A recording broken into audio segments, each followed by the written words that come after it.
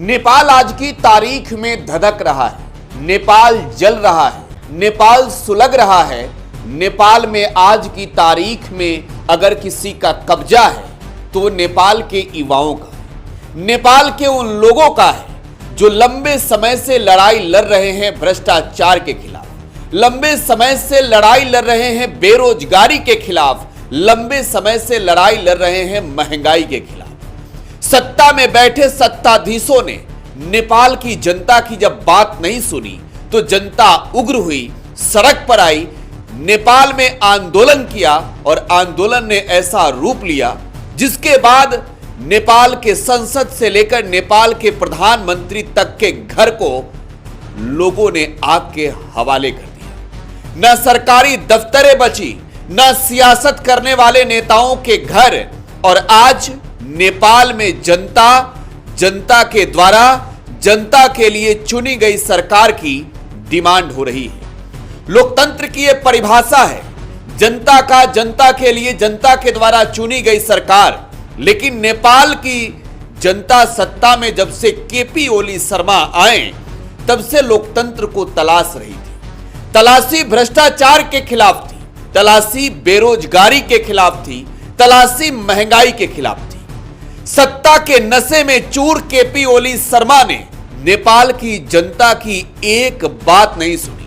हालात ऐसे बने कि केपी ओली शर्मा का रेस्क्यू हुआ, देश छोड़कर भागना पड़ा और नेपाल की जनता ने पूरे नेपाल के सरकारी व्यवस्था को जलाकर राख कर दिया। नेपाल से सटे हुए पड़ोसी देश इंडिया के कई ऐसे प्रदेश में भी आज की तारीख में हाई अलर्ट है, और यह अलर्ट इस वजह से है क्योंकि नेपाल में जो आज आग जल रही है, आज जो नेपाल में युवा हिंसक हैं, आज जो नेपाल में युवा सड़क से लेकर सदन तक पर अपनी कब्जा जमाकर ये पूछ रहे हैं कि नेपाल में बैठे सत्ताधीशों ने हमारे साथ न्याय नहीं किया, हमारे खिलाफ जुल्म किया, हमारे खिलाफ जिस तरीके की षड्यंत्र की सत्ता में बैठे सत्ताधीशों ने जैसे हमारे मुद्दों पर ध्यान नहीं दिया। आज हम तय करेंगे कि सरकार कौन चलाएगा नेपाल में। बिहार में इसकी आहट ना पहुंचे। बिहार के चीफ सेक्रेटरी प्रत्यय अमृत और बिहार के डीजीपी विनय कुमार ने राज्य के अधिकारियों के साथ बड़ी बैठक की। बैठक की यह तस्वीर आपको दिखा रहे हैं। सीमावर्ती क्षेत्रों में सुरक्षा व्यवस्था और भी पुख्ता करने के निर्देश दिए गए हैं। नेपाल में जेनजेड आंदोलन के बाद जेल तोड़कर भागने वाले कैदियों को लेकर भी बिहार में तत्काल तौर पर सुरक्षा व्यवस्था को बनाए रखने के निर्देश दिए गए हैं। आपको बताएं कि नेपाल में 6000 कैदी नेपाल के 18 जेलों को तोड़ के अब बाहर निकल चुके हैं। बिहार के मुख्य सचिव ने सभी जिलों के डीएम और एसपी को कई महत्वपूर्ण दिशा निर्देश दिए हैं। उन्होंने बिहार में विशेष रूप से सीमा पार करके आने वाले व्यक्तियों पर कड़ी निगरानी रखने का निर्देश दिया है। किसी भी व्यक्ति को गहन जांच के बिना सीमा में प्रवेश न करने देने की सख्त आदेश दी है। मुख्य सचिव ने राज्य के प्रतिष्ठित संस्थानों और महत्वपूर्ण आधारभूत संरचनाओं जैसे पुल, रेलवे स्टेशन, पावर प्लांट आदि पर भी कड़ी निगरानी रखने के लिए कहा ताकि किसी भी अप्रिय घटना को रोका जा सके।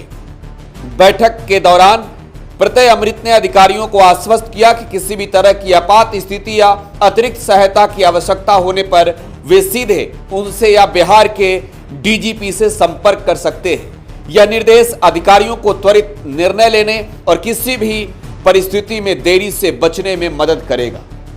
नेपाल में जेनजेड जो युवाओं का एक तबका है, जो 18 से 30 वर्ष तक के युवा हैं, इनकी जो डिमांड थी, ये जेनजेड आंदोलन ने नेपाल में ऐसा रूप लिया, सत्ता में बैठे लोगों को इस बात की भनक तक नहीं लगी। सबसे बड़ी बात कि नेपाल की सरकार ने एक रात में कुल 26 ऐप को बंद किए। सरकार को वो फैसला भी वापस लेना पड़ा। लेकिन कहते हैं ना कि जब युवा जागता है, जब युवा सड़क पर उतरता है, जब युवा दहाड़ता है, सत्ताधीशों की वहीं से समाप्ति शुरू हो जाती है। नेपाल में जेनजेड आंदोलन के उग्र रूप ने नेपाल में जिस तरीके की घटनाएं घटी है जिस तरीके से नेपाल धधक रहा है, सुलग रहा है, आज इस बात की गवाही दे रहा है सत्ता में बैठे नेताओं को सोचना होगा। अब सवाल यह है कि जनजड़ आंदोलन हुआ क्यों? दरअसल नेपाल में भ्रष्टाचार के खिलाफ युवाओं ने एकजुटता दिखाई।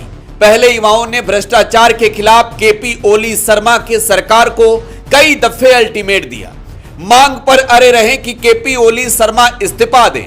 युवाओं का यह कहना था कि राज्य में बेरोजगारी जिस तरीके से बढ़ रही है, युवा रोजगार के लिए दर दर की ठोकरें खा रहे हैं। सरकार और सत्ता में बैठे लोग इस अहंकार में हैं कि वोट मिलेगा, जीतता है जिसको भी, जीतेंगे हम ही, सरकार हम ही बनाएंगे। नेपाल के लोगों ने कहा कि नहीं, ऐसा नहीं हो सकता। नेपाल के युवा, नेपाल की लड़कियां, नेपाल की महिलाएं, नेपाल के पुरुष, नेपाल की जनता जागरूक है और अब नेपाल में लोकतंत्र है, तो लोकतांत्रिक मूल्यों का पालन सत्ता में बैठे लोगों को करना होगा। नेपाल की सबसे बड़ी समस्या बेरोजगारी और इसके बाद महंगाई। भ्रष्टाचार के खिलाफ लड़ रहे युवाओं ने सरकार को कई बार इस बात के संकेत और संदेश दिए कि सुनो साहब, थोड़ी प्राइवेट सेक्टर में ही नौकरियां दे दो। सरकार ने नहीं सुना। सरकारी सेक्टर में नौकरियां दे दो, सरकार ने नहीं सुना। कम से कम भ्रष्टाचार तो खत्म करो। सत्ता के अहंकार में बैठे शर्मा की सरकार ने युवाओं की कुछ नहीं सुनी और हालात ऐसे बने कि पहले गृह मंत्री ने इस्तीफा दिया, फिर नेपाल के प्रधानमंत्री ने इस्तीफा देकर देश छोड़ दिया। नेपाल एक तौर पर, नेपाल की घटना एक तौर पर कहीं ना कहीं संदेश है। तमाम दुनिया भर के देशों को यह संदेश नेपाल से गया कि सत्ता में बैठे नेताओं को अहंकार कुर्सी की नहीं, चिंता जनता की होनी चाहिए। फिलहाल आप टुडे बिहार न्यूज के साथ बने रहें। धन्यवाद।